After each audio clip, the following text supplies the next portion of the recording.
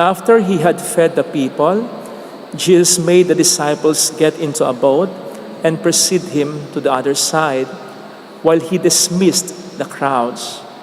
After doing so, he went up on the mountain by himself to pray. When it was evening, he was there alone. Meanwhile, the boat, already a few miles offshore, was being tossed about by the waves, for the wind was against it. During the fourth watch of the night, he came toward them walking on the sea. When the disciples saw him walking on the sea, they were terrified.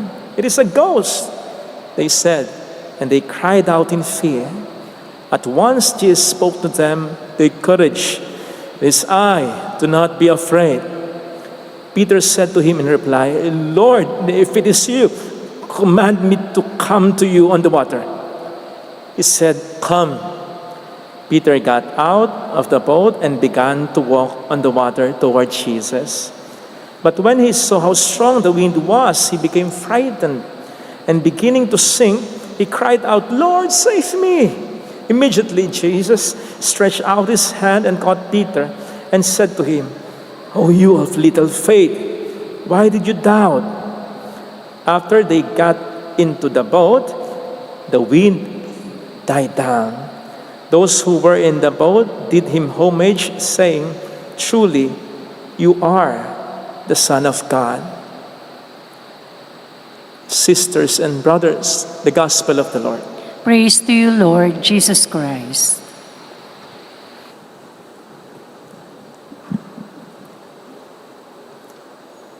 Kapag tayo sumasakay ng eroplano o malakihang bangka, usually, mayroong safety instructions. Ito yung mga dapat nating tandaan para safe tayo. Tanong, pinapakinggan ba nating mabuti ang mga instructions na ito? Ginagawa ba natin yung pinapagawa sa atin? Chine-check ba natin yung pinatitingnan sa atin? I don't think so. Lalong-lalo na dito sa Pilipinas. Nakaw, daming tigas ng ulo. Kaya nga hanggang ngayon, issue pa rin yung overloading na yan. Tagal na yan. Issue pa rin yung hindi nagsusot ng life vest na yan. Tagal na yan. Issue pa rin yung winarningan na huwag kayong tumuloy. Tumuloy pa rin. Tigas ng ulo.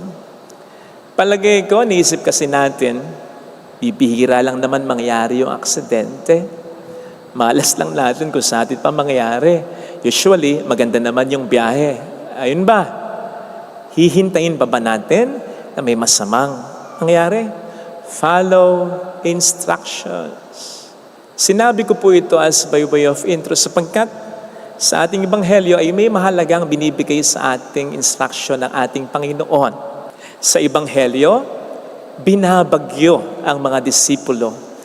Particularly, silang sakay ng bangka. Dito po, sinisimbolo ng bangka ang mga disipulo, tayo, ang bagyo. Ito yung mga matitinding problema na tiyak na mararanasan natin. Again, tiyak na mararanasan natin na po pwedeng makapagpalubog sa atin. Sabi nga po ng isang preacher, ang mga tao sa mundong ito, pwede mo lang ma-classify sa tatlo pagdating sa mga bagyo o problema ng tao. Yung unang classification, yung mga taong haharap sa matinding bagyo o pagsubok ng buhay. Yung pangalawang classification, yung mga taong humaharap na sa matinding problema o bagyo sa buhay. Yung pangatlong classification, yung mga taong nakalampas na, nakaraos na sa matinding problema o bagyo sa buhay. Pero wag ka, kahit nakalampas ka na sa pangatlo, babalik ka pa rin dun sa una. Sa pangalawa hanggang sa pangatlo, babalik ka pa rin dun sa una.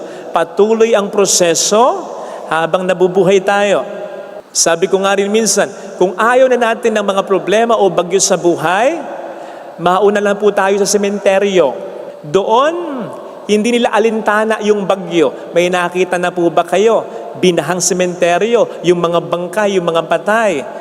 Nag-ahonan sapagkat pinasok ng tubig ang kanilang nicho. Wala ganun, Mars. Sapagkat wala silang pakipatay na eh. And that is why, meron man tayo mga bagyo sa buhay, kahit papaano magpasalamat pa rin tayo. Kahit nasasaktan ka, kahit nahihirapan ka, kasi ibig sabihin nun, nasasaktan ka, nahihirapan ka, kasi nga buhay ka. Buhay ka pa. At habang may buhay, may pag-asa. Huwag ka lang palulunod sa bagyo. Huwag ka lang patatalo sa problema. At yan nga po ang binibigay na instruction ni Kristo sa ating mabuting balita na dapat nating i-follow. Hindi man ngayon, hindi mo man ito i-take ngayon sapagkat wala kang bagyong nararanasan ngayon. Sinisigurado ko sa iyo, kakailanganin mo itong instruction na ito pagdating ng panahon. Anong sabi ng ating Panginoon para hindi tayo mabaon o malunod sa isang pangit na sitwasyon? It is I. Do not be afraid. Huwag kayong matakot. Ako ito. Kung ipaparaphrase natin ito, pwede talaga nating sabihin. Kasi nga, kapag natatakot tayo, nakakalimutan natin ang katotohanan tungkol kay Kristo. Nung ako'y nag-aaral ng swimming lessons, isa sa mga basics na tinuturo, kapag ikaw'y nasa sa tubig, huwag magpanik, huwag mataranta. Kasi kapag natatakot ka, makakalimutan mo yung mga alam mo, yung mga dapat mong gawin, yung mga dapat mong isipin. Tuloy lulubog ka talaga. Makakalimutan mo yung stroke, dapat relax lang. Makakalimutan mo, dapat yung ulo mo nakataas lang. Makakalimutan mo, dapat controlled ang paghinga mo. Ako nga, nakakalimutan ko dati. Nasa 4 feet lang ako. Kasi habang parang nagfo-floating ka ngayon, nakatihaya, di ba? Biglang pinasok ng tubig ang ilong ko. Nataranta ako. Sabi ng instructor, Father, 4 feet lang yan. Tumayo ka lang. O diba? Para lang tanga. Ganun pag natatakot ka, may makakalimutan ka, para ka lang tanga. Yan ang nangyari sa mga alagad Isipin po ninyo. Sige nga, nakalimutan nila. Una, sino ba yung nagsabi sa kanilang sumakay ng bangka at pumunta ng ibayo to the other side of the lake? Sino? Si Kristo. Kung si Kristo ang nag-utos niya, iutos ba niya yan kung mamamatay nila sila sa gitna ng karagatan? Kung ikaw nga, pag may masama kang kutob, merong aalis, pipigilan mo. Hindi ba mas matindi ang kutob ni Kristo? Hindi nga kutob sapagkat all-knowing siya. Hindi lamang siya tao, Diyos din siya. Yun nga lang sinabi ni Kristo, go to the other side. Assurance na yun that they will reach the other side. Isa pa, para saan pat nang tinawag sila ng Panginoon, ang sabi niya, gagawin ko kayong mamalakaya ng mga tao. Gayong hindi pa nasisimulan yung misyong ito, papatay na sila ni Kristo? Naman, hindi yan naalala. Nakakalimutan yan ng mga disipulo dahil sa takot nila. Isa pa, nakalimutan nila na iniwan nila si Jesus na nagdarasal. Sino ba yung pagdarasal ni Jesus? Siyempre, sila rin naman. Lalo pat alam dapat nila na sa lugar kung saan nagdadasal si Jesus, kita sila. Alam po ninyo, ganun sa Galilea, yung mga burol doon, di naman ganong kataasan. Basta makikita mo pa rin kahit pa paano, yung mga naglalayag sa ilog o kaya sa karagatan. Kaya nga sa version ng tagpong ito ni Saint Mark, tama? Sasabihin niya, nakikita sila ni Jesus alam nila yon. Bakit sila kakabahan kung naalala nila yon? Nakakalimutan. Kasi kinabahan. And lastly, pero pinaka-importante, ang sabi dito sa konteksto ng gospel reading, kapapakain pa lang ni Kristo ng mga tao. Ito yung feeding the 5,000 men, excluding women at mga bata, children. Ibig sabihin, kapapamalas pa lamang niya ng kapangyarihan niya at nakita ng mga alagad niya. Bakit nila nakakalimutang makapangyarihan siya? At siyang makapangyarihan ang siyang may maganda pang plano para sa kanila, at siyang makapangyarihan ang siyang nagdarasal para sa kanila, at siyang makapangyarihan ang siyang nakakakita sumusubaybay sa kanila. Kung ito ay kanilang naalala, hindi sila ganun matatakot sa bagyo na na-encounter nila sa dagat.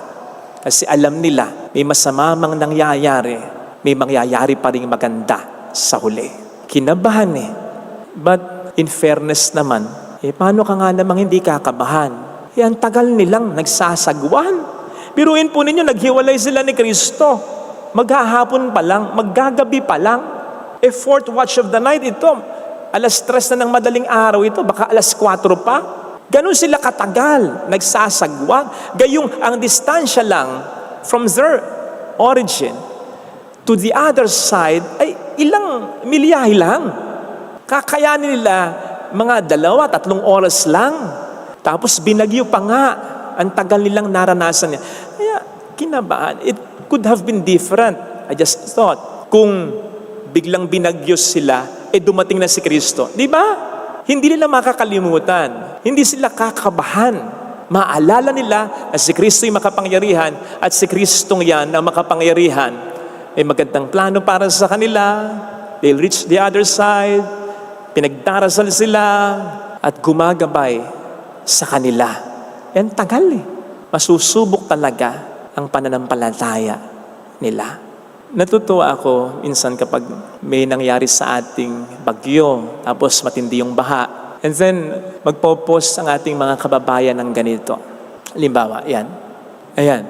Tapos may caption, halimbawa, baha ka lang, antok ako. Di ba? Ayan. Isa pa. Caption, baha ka lang, adi kami sa bola. Baha ka lang, gamer ako. Baha ka lang, lasinggero kami. Baha ka lang, sugalero kami. Baha ka lang, chismosa kami. Baha ka lang, tiktokeris kami. Baha ka lang, nagmamahalan kami. Nakatutuwa yan kasi pinapakita yung resilience ng Pilipino. Yan lang naisip ko, papaano kaya kung hindi lamang bibilang ng 1, 2, 3 araw ang bagyo? At yung baha ganun din. Hindi lang 1 linggo, hindi lang 1 buwan, taon ang bibilangin. Makangiti pa kaya tayo pag ganyan? Makapagbiro pa kaya tayo pag ganyan? Makapag-joke pa kaya tayo pag ganyan?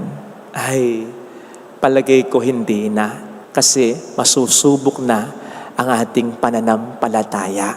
Kaya nga, iba yung bagyo ng ating buhay. Kasi madalas, pangmatagalan.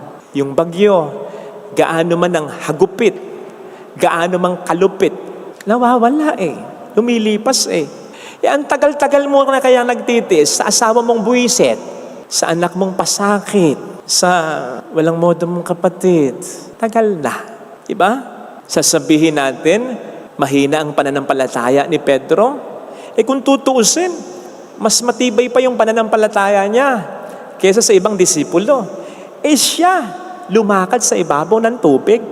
Nag-try kahit papaano. Sige nga, subukan mong mamaya, punta ka sa ilog, yung lampas tao, tumawid ka.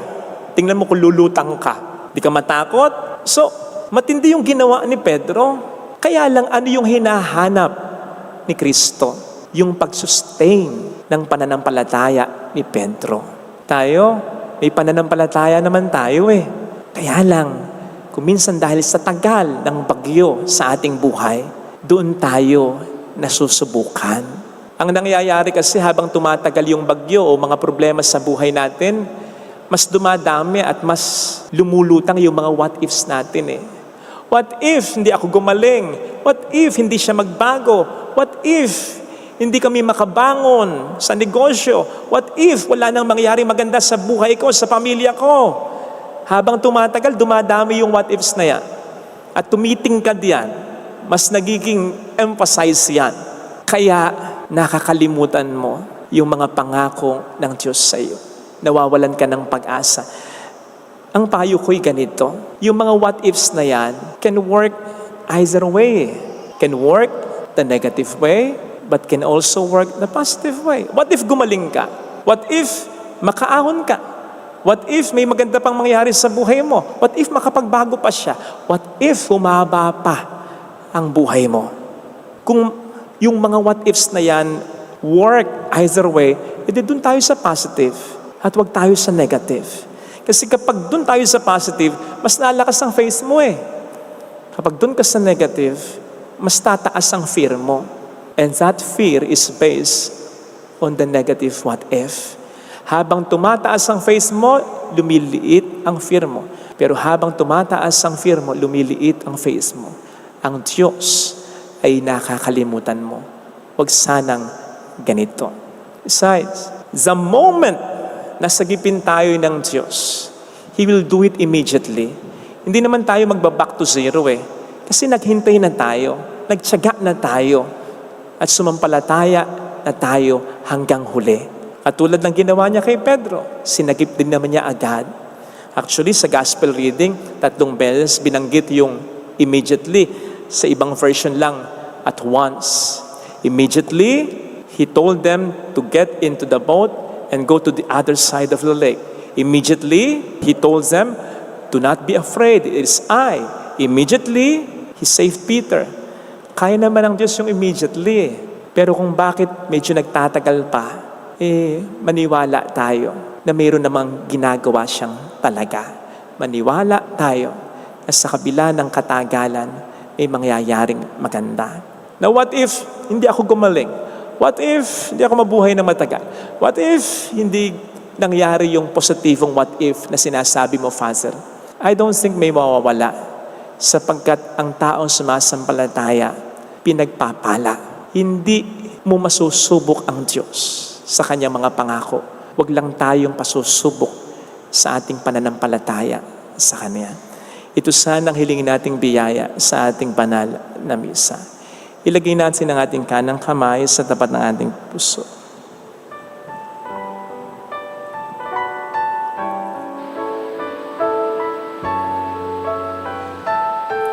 Awitin natin, alam kong may magagawa ang Diyos.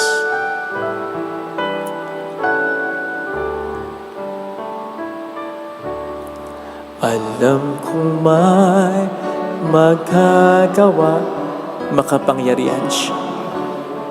Alam kong may magagawa ang Diyos. Walang imposible sa Kanya. Kung ako'y magtatapat, sa Kaniya'y maglilingkod, alam kong may magagawa ang Diyos.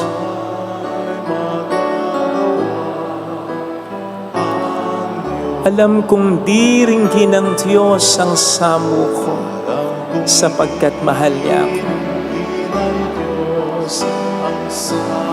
Alam kong di ringgin ng Diyos ang samo ko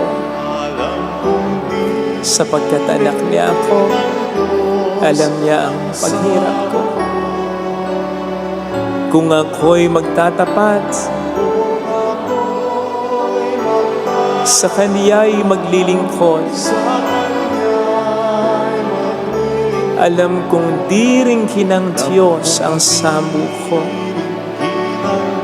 Pikit natin ang ating mga mata. Panginoon, tulungan mo kong maging positibo pa rin ang pananaw ko sa buhay sa kabila ng mga problemang naranasan ko. Kung minsan po kasi sa tinatagal-tagal ng problema, walang magandang resulta, wala akong nakikitang suporta o nararamdamang pagpapahalaga, parang gusto kong bumitaw na. Pero pangahawakan ko ang pangako mo na hindi mo ko pababayaan, na hindi mo ko iiwan. Kaya malaki ang posibilidad na may mangyari pa ring maganda basta't kasama kita. Lord, help me. Hold on to this. Hallelujah. Purihin ang Diyos. Hallelujah. Pasalamatan siya. Siya ay muling babalik sa atin. Hindi niya tayo iiwan. Hindi niya tayo pababayaan. Hallelujah. Purihin ang Diyos. Hallelujah. Sa takdang panahon ay babalik ang Panginoon upang tayo ay tapat siya sa kaniyang mga pangako sa atin. Sabihin mo sa sarili mo, mayroong magandang mangyayari sa iyo. Higit pa sa inaasahan mo, sapagkat gagantimpalaan ng Panginoon ang pag-isikap mo kung lalapit ka kay Jesus. At hindi siya papayag na mapahiya sa iyo. Hindi mo siya masusubukan paniwalaan. Mayroong magandang mangyayari sa iyo. Higit pa siya sa bagyo, sa kahit anong problema sa buhay mo.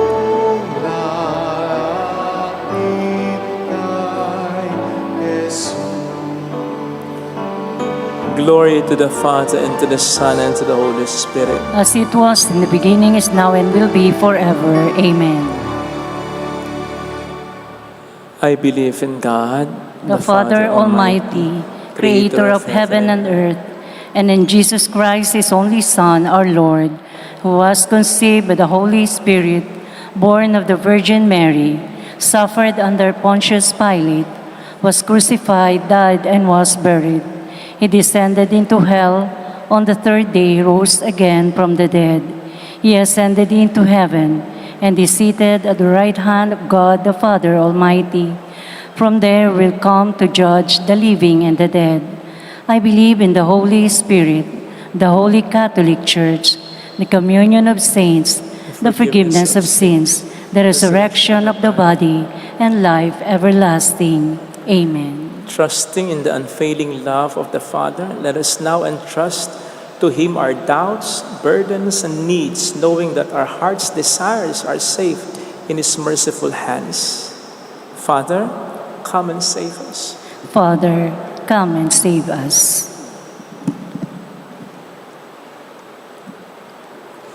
May the Pope, the bishops, priests, and deacons be zealous in proclaiming the gospel of love to the world, and may not be drawn by fear or discouragement. We pray. Father, come and save us. May our government and civil leaders protect the rights and dignity of farmers, fisher folk, factory workers, and overseas Filipino workers. We pray. Father, come and save us. May Jesus' words today assure those who listen to Him your loving presence, O Father, amid tragedies and trials. May His words give comfort to those who are suffering today. We pray. Father, come and save us. May the needy, the suffering, and the dying experience your great love and providence through the care of people around them. We pray. Father, come and save us. Let us pray for the urgent concerns of our community and our personal intentions. We pray. Father, come and save us. Heavenly Father, in the face of life's difficulties, we raise our hands and hearts to You. Reach out to us, help our unbelief, and make us true disciples of Jesus, Your Son, our Lord. Amen. Offertory.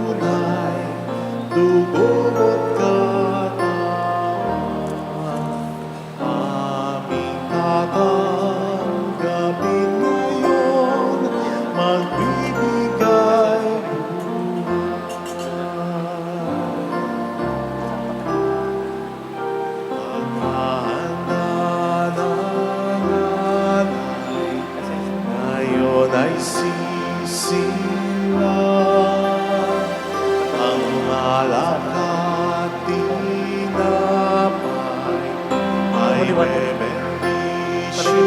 mo. Anyo'y magiging tunay, dugong at katawan. Ito'y aming tatanggapin sa pakikinabangan. Sampit sa labi namin ang ngalan mo po ay digdig. Talang pasasalamat ng puso kong tapat, hiling sa'yong masipag, biyaya sa lahat. Ngayon ay natitipon ang bala na poon. Naghihintay, sumasamo, hanga na iyong tugon. Hatid sa iyong dambana, alay na ihahanggan. Alay pasasalamat, nasa iyo rin nagmula. Basta ng iyong likat, kami bigyang pansin. Ating luhod panghumbabang, ikaw ay sambahin.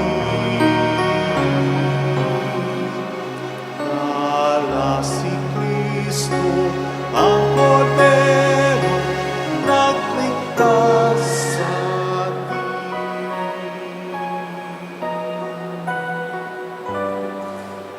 Pray, sisters and brothers, that our sacrifice may become acceptable to God, the loving Father.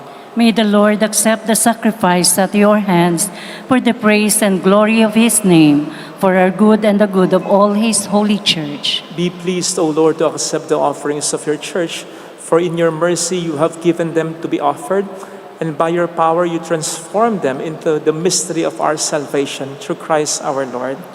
Amen. The Lord be with you. And with your spirit, Lift up your hearts. we lift them up to the Let Lord. us give thanks to the Lord our God. It is right and just. It is truly right and just, our duty and our salvation, always and everywhere, to give you thanks, Lord, Holy Father, Almighty and eternal God. For you so loved the world that in your mercy you sent us the Redeemer, to live like us in all things but sin, so that you might love in us what you loved in your Son, by whose obedience we have been restored to those gifts of yours that by sinning we had lost in disobedience. And so, Lord, with all the angels and saints, we too give you thanks, as in exultation we acclaim. Holy, holy, holy Lord God of hosts, heaven and earth are full of your glory. Hosanna in the highest. Blessed is he who comes in the name of the Lord. Hosanna in the highest. You are indeed holy, O Lord, the fount of all holiness. Make holiness therefore this gift, we pray, by sending down your Spirit upon them like a dew fall, so that they may become for us the body and blood of our Lord Jesus Christ. At that time he was betrayed and entered willingly into his passion. He took bread, giving thanks, broke it, gave it to his disciples, saying, "Take this, all of you, and eat of it. For this is my body which will be given up for you."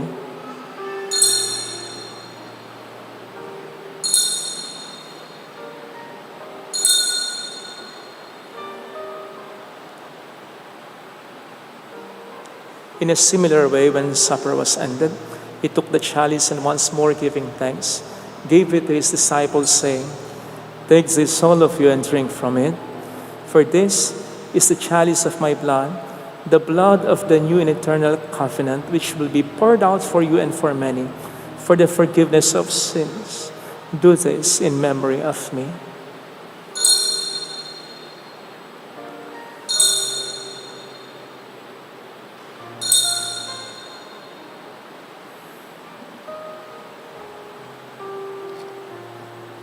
Let us proclaim the mystery of our faith. For the kingdom, the power, and the glory are yours, now and forever.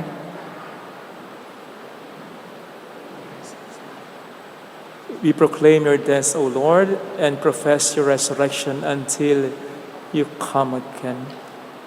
Therefore, as we celebrate the memorial of his death and resurrection, we offer you, Lord, the bread of life and the chalice of salvation, giving thanks that you have held us worthy to be in your presence and minister to you. Humbly we pray that partaking of the body and blood of Christ, we may be gathered into one by the Holy Spirit. Remember, Lord, your church spread throughout the world and bring her to the fullness of charity, together with Francis our Pope, Dennis our Bishop, and all the clergy. Remember also our brothers and sisters who have fallen asleep in the hope of the resurrection, and all who have died in your mercy. Welcome them into the light of your face. Have mercy on us all, we pray, that with the Blessed Virgin Mary, Our Lady of Lazaret, Mother of God, Saint Joseph, her spouse, with all the blessed apostles and saints who have pleased you throughout the ages, we may merit to become co-heirs to eternal life and may praise and glorify you through your Son, Jesus Christ. Through him and with him and in him, O God, Almighty Father, in the unity of the Holy Spirit, all glory and honor is yours forever and ever. Amen.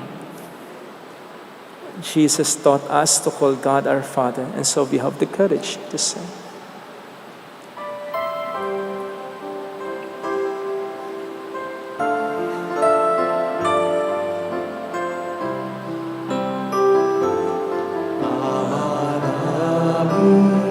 Sumasalamat ka.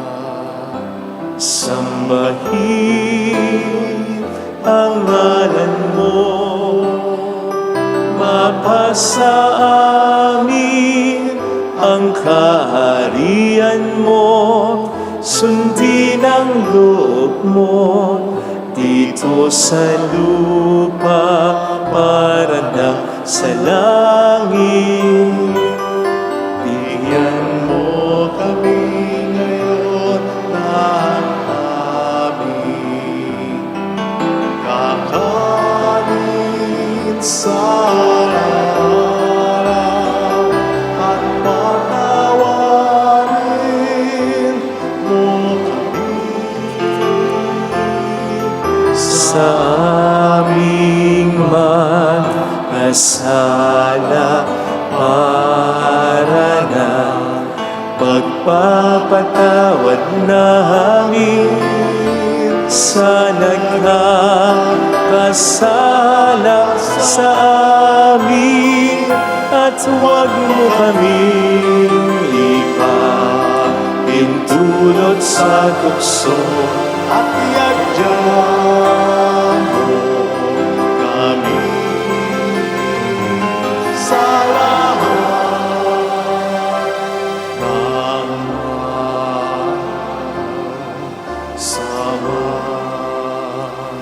Deliver us, Lord, we pray, from every evil. Graciously grant peace in our days, that by the help of your mercy we may be always free from sin and safe from all distress, as we await the blessed hope and the coming of our Savior, Jesus Christ. For the kingdom, the power, and the glory are yours, now and forever. Lord Jesus Christ, who said to your apostles, "Peace I leave you, my peace I give you," look not on our sins, but on the faith of your church, and graciously grant her peace and unity in accordance with your will, who live and reign forever and ever. Amen. The peace of Jesus be with you always. And with your spirit. Let us offer one another the sign of God's peace. Peace be with you.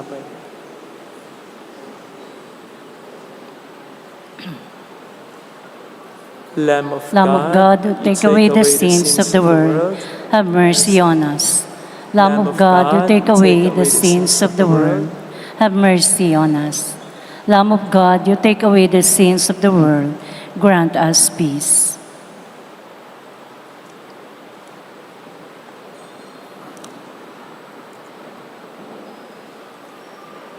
Behold, this is Jesus, the Lamb of God, who takes away the sins of the world. Blessed are those called to the supper of the Lamb. Lord, I am not worthy that you should enter under my roof, but only say the word, and my soul shall be healed. By the blood of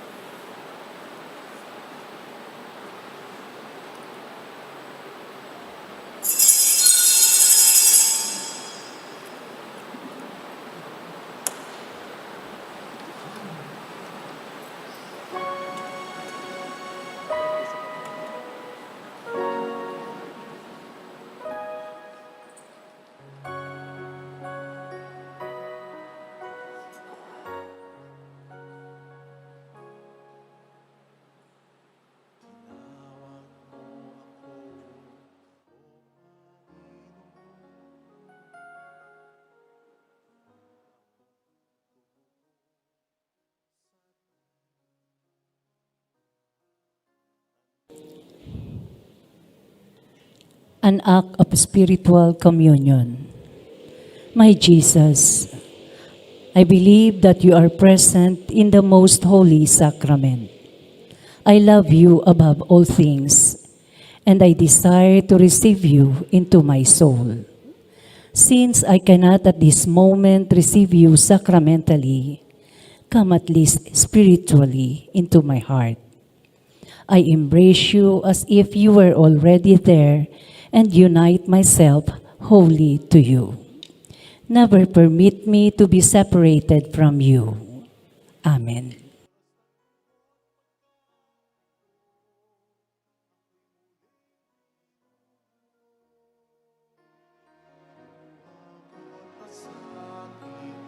ay iyong pinaharap.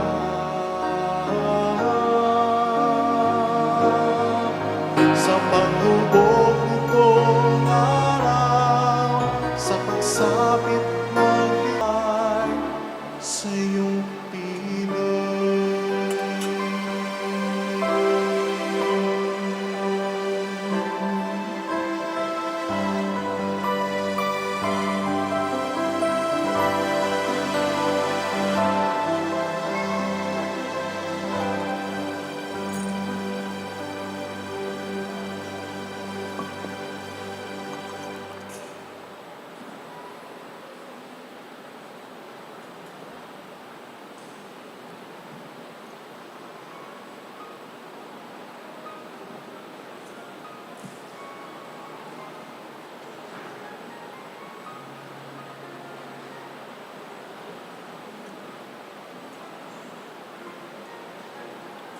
Let us pray.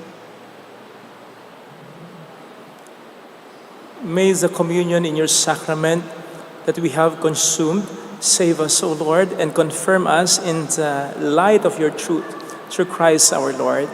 Amen. Holy God, Holy Mighty One, Holy Immortal One. Have mercy on us and on the whole world. Holy God, Holy Mighty One, Holy Immortal One. Have mercy on us and on the whole world. Holy God, Holy Mighty One, Holy Immortal One. Have mercy on us and on the whole world. Jesus, King of Mercy, We trust in you. alalahanin, O mahal na Birhen ng Lazaret, ina ng pag-asa, ikaw ang nagpaalala sa aming magbalik loob sa Ama. Ito ang nagpapatunay ng kagandahang loob mo'y nanatiling busilak. Sa pag-aaruga mo sa amin, tungkulin mo'y tinupad. Sa paanan ni Kristo'y tinuring mo kaming mga tunay mong anak. Kaya ninais mong ni Isay huwag mapahamak. Maging sa iyong walang tigil na pananalangin, pati luhay pumatak. Huwag namang mawala ng saysay ang iyong paghihirap. Hiling nawa namin sa iyo o aming inang liyag, na matapos ang pakikibaka namin sa mundong ito, at sa pananatili naming tapat kay Kristo, sa kapurihan mo'y makibahagi kaming ganap, upang kung nasaan ka ngayon ay maparoon din kaming lahat, at ang kaganapan ng kalwalatian ng Diyos Amay tuluyang matupad. Siya nawa. Mahal na Birhen ng Lazaret, tagapagkasundo ng mga makasalanan. Panalangin mong walang patid kaming mga dumudulog sa iyo. Maraming salamat po sa inyong mga tinutulong. The Lord be with you, And with your and may spirit. God bless you all, including our loved ones, in the name of the Father, and of the Son, and of the Holy Spirit. Amen. The Mass has been offered. Go into the peace and love of Christ. Thanks be to God. Salamat po.